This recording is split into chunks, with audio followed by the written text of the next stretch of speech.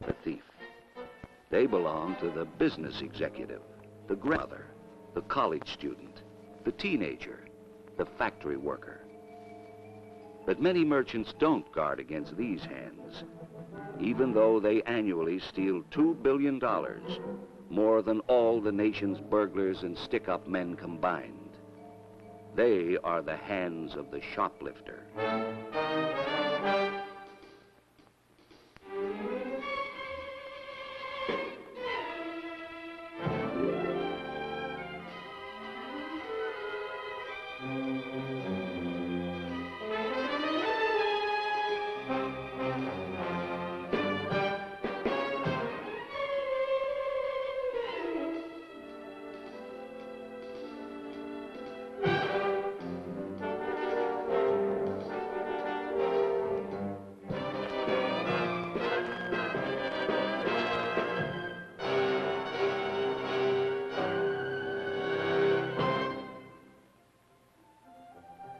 Excuse me, your business is selling merchandise, right? Yes, it is. That's right. Yes, and merchandising is the way to do it. Appealing displays, easy to serve oneself, and make them want it. Unfortunately, many customers take this serve yourself too literally. And about 1 of every 60 customers entering your store will want it so badly, they will attempt to steal it. The shoplifter knows the hand is quicker than the eye of an unobservant salesperson. It's the hands that do the stealing. The amateur shoplifter may steal because she can't resist an opportunity to get something for nothing, because of need, for the thrill of it, for luxuries, for psychological reasons. Shoplifters come from all economic levels.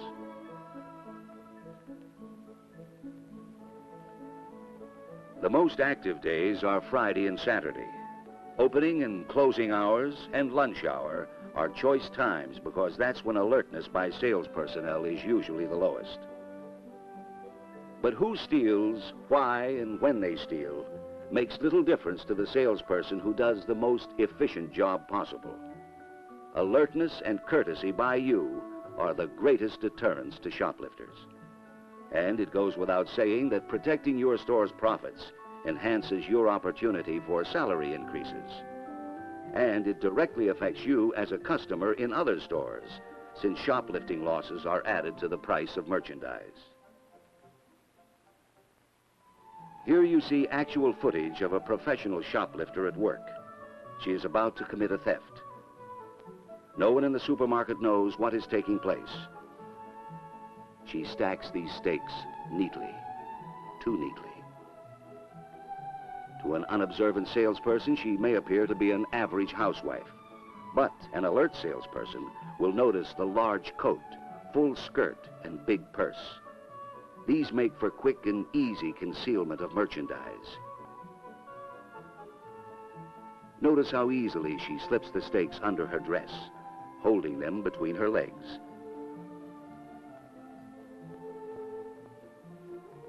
This is one of the many methods of boosting, the professional term for shoplifting.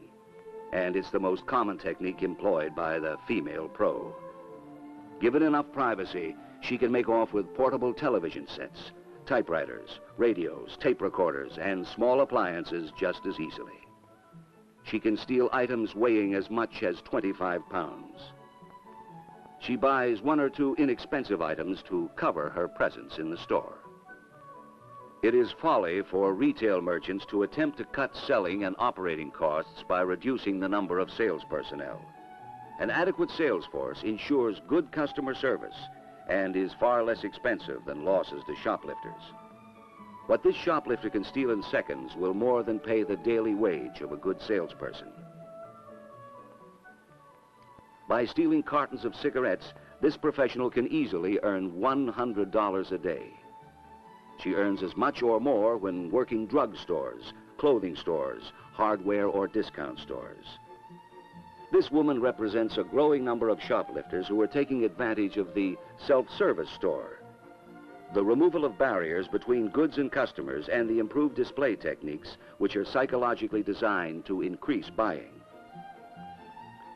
Although the professional makes up only about 10% of those stealing from you, the dollar value of what they steal far exceeds that of the amateur shoplifter.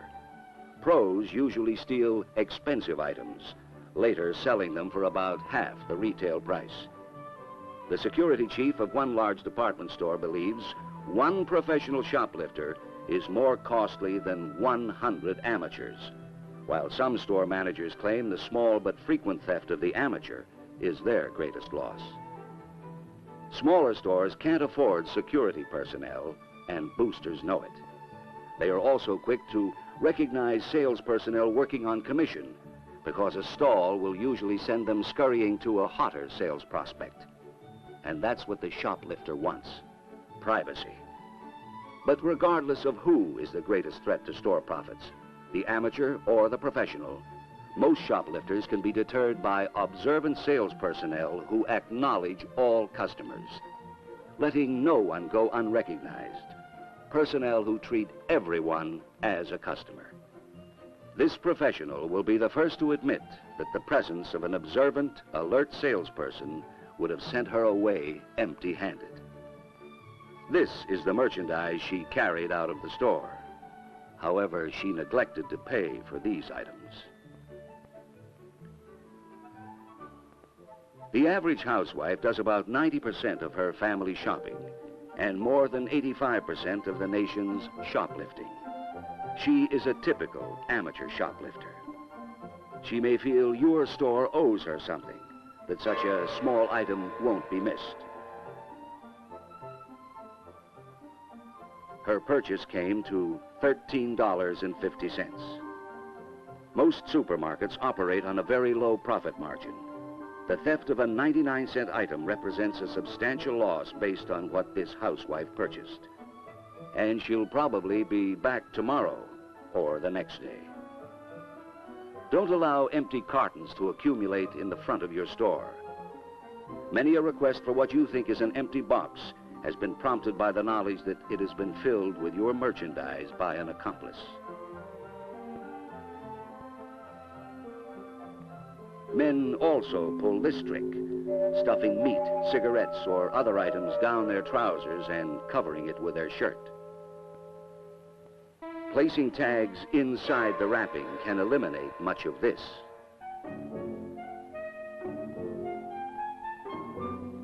Switching containers, putting expensive items into cartons formerly containing inexpensive items, is a popular trick. An alert cashier will notice all tears and broken seals. It's easy to slip items under her knitting. Beware of customers bringing bags, boxes, or any large container into your store. No, these slacks weren't exactly what she wanted. The green ones are. Use the check system. Make sure everything is returned. This woman gambles that a bag from another store will not be searched.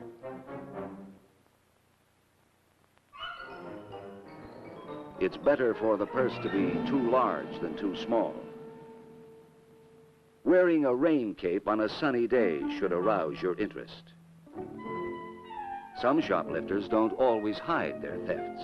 They merely exchange their old for your new. Here's a happy customer. Happy that the clerk wasn't alert. Didn't check inside the cooler. Unpackaged clothing should always be checked. One clerk didn't take the time. Switching pinned-on tags and tied tags gets this shopper a $25 coat for $13. Knowing your merchandise will curb this theft technique.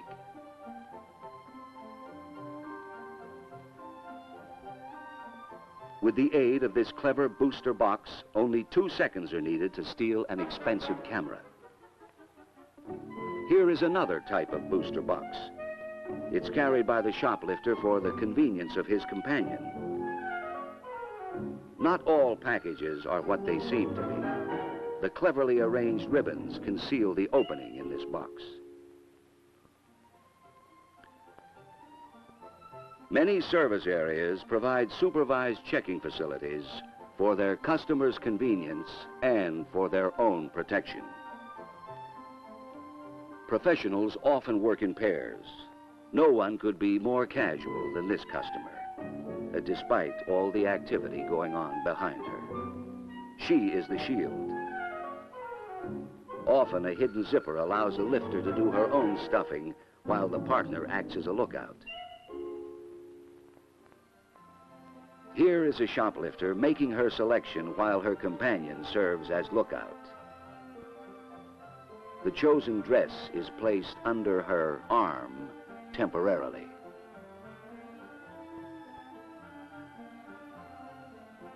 She doesn't plan to carry it out. She'll wear it.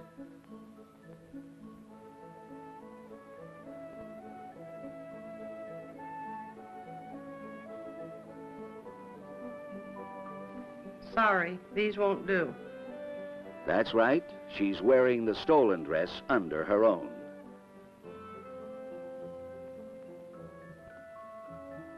Clothing left in fitting rooms is easy pickings for shoplifters who just wear them over or under their own clothes.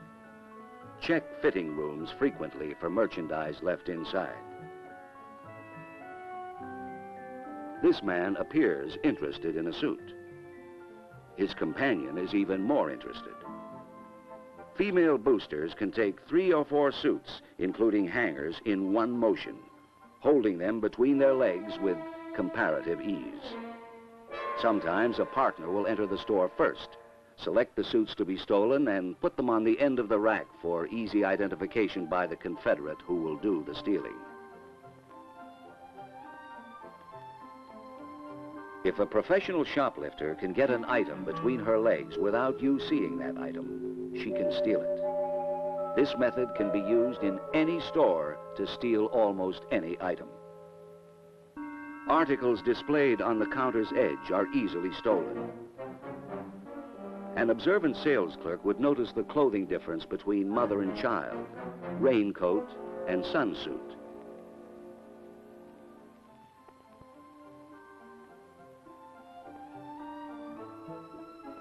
This man had a profitable day. It's good merchandising to display as few articles on the counter as possible. A booster would hesitate to take a loan item since it would immediately be missed and draw attention to his presence. On a rainy day, this shoplifter simply palms the tag and walks out of the store. Stealing larger items requires more self-possession. It is estimated that 1 of every 60 customers to enter your store tomorrow will try to steal something.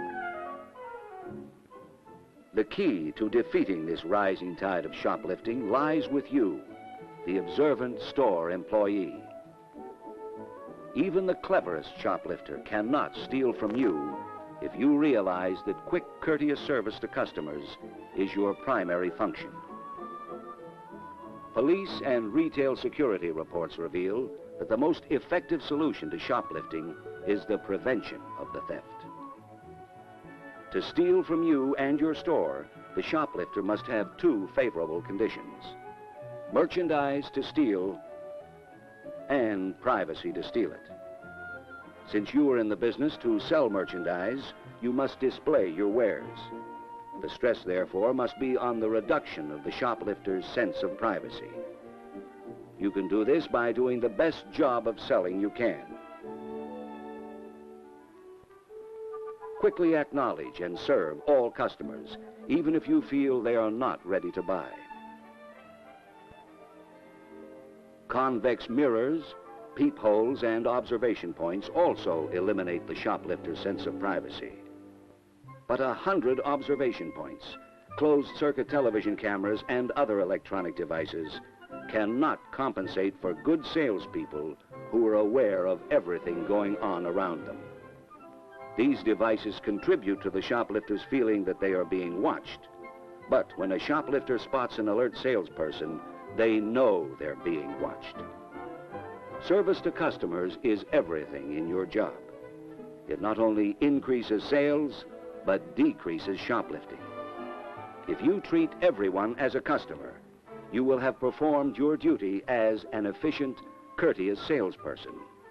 And if they are a shoplifter, you have prevented a theft. An adequate number of salespeople during busy hours ensures prompt service and prevents mass shoplifting. A uniformed guard patrolling your aisles is also a strong deterrent to stealing. Other shoplifting preventatives include elevated sales stations for complete surveillance and therefore maximum control over your merchandise. Adequate lighting and low displays permit greater visibility. Shoplifters develop patterns for stealing. For example, a shoplifter never keeps his eyes on the merchandise. He watches you and the customers around him, waiting for that moment of privacy when he can steal. Beware of loose coats. They can conceal countless types of items. Alertness on your part is the strongest preventative to shoplifting. Awareness of all customers. Knowledge of your merchandise. Serve all of your customers as quickly as possible.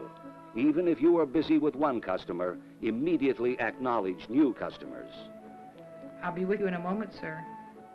To a customer, those words mean courtesy.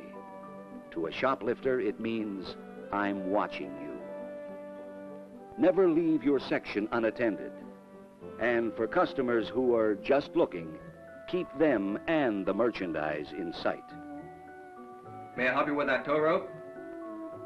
Asking this question is courteous. It also deters a shoplifter. Valuable items should be displayed out of reach. Stacks of merchandise left in stairwells, freight elevators, halls, and in the shopping area are easy prey for shoplifters. After restocking departments, all merchandise should be returned immediately to the stockroom. This is a popular trick for stealing popular records. You can lose hundreds of records and other items to the magazine fan. Or you can save hundreds of records by putting them out of reach, behind glass, as this security-conscious department store did. Not all book-carrying customers are avid readers.